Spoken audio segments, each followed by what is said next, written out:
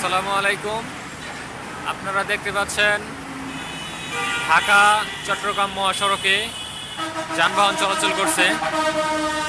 তো ঈদের ছুটিতে সবাই নারীর টানে বাড়ি ফিরছে। তো আমরা বলে থাকি যে স্বপ্ন যাবে বাড়ি আমার। তো অনেকের স্বপ্ন বাড়িতে যায়, কারো স্বপ্ন আবার রাস্তায় শেষ হয়ে যায়, কারণ প্রত্যেকটি গাড়ি এখানে যাচ্ছে প্রায় ওভারলোডেড।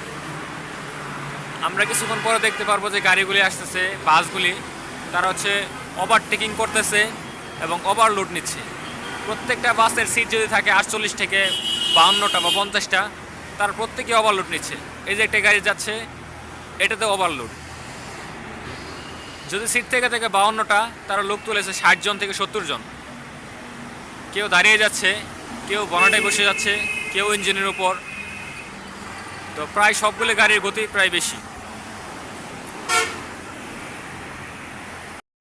এই দেখতে পাচ্ছেন কিছু মানুষ যাচ্ছে পিকআপে করে। আমরা গতকাল বা গত পরশু দেখতে পেলাম যে টাঙ্গাইল সড়কে কালীহাতিতে ট্রাকের ওপর মানুষ চড়ে যাওয়ার সময় ওই ট্রাক অ্যাক্সিডেন্ট করে 15 জন মানুষ মারা গেছে। এবং এই 15 জনের মধ্যে অনেকে ছিল একই ফ্যামিলির, অনেকে ছিল বন্ধু বান্ধব।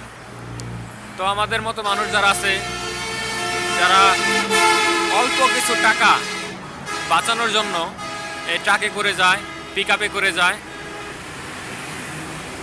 কিন্তু আমাদের জীবনকে আমরা সেই অল্প টাকার জন্য রিস্কের কাছে ফেলে দিই। আল্লাহ তাআলা মৃত্যু আমাদেরকে দিবে, মৃত্যু যে হবেই হোক, মৃত্যু আমাদের হবেই, কিন্তু আমাদের সচেতন থাকতে হবে। আল্লাহ তাআলা তো আমাদেরকে বলে নাই যে তোমরা অসচেতনভাবে জীবনযাপন করো। প্রত্যেকটা বাসই এখানে ওভারটেকিং করতেছে, প্রত্যেকটা বাসই বেশি করে মানুষ তুলতেছে, এবং প্রত্যেকটা গাড়ি তার গতির চেয়ে, তার স্বাভাবিক গতির চেয়ে অনেক বেশি গতিতে চালাচ্ছে। তো এই জন্য দোষ শুধু প্রশাসনের দিলে হবে না, দোষ আছে জনগণের, দোষ আছে গাড়ির ড্রাইভারের, দোষ আছে গাড়ির যাত্রী। গাড়ির ড্রাইভার যখন জোরে চালায়, অনেক যাত্রী এতে খুশি হয়। কেউ ড্রাইভারকে বাধা প্রদান করে না যে ভাই আপনি আস্তে চালান।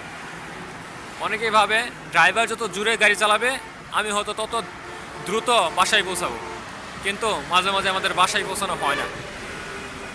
এই ওভারটেকিং এবং ওভার স্পিড আমাদেরকে কমিয়ে আনতে হবে, তবেই রাস্তাঘাটে ফিরবে সুস্থ যানবাহন চলাচল।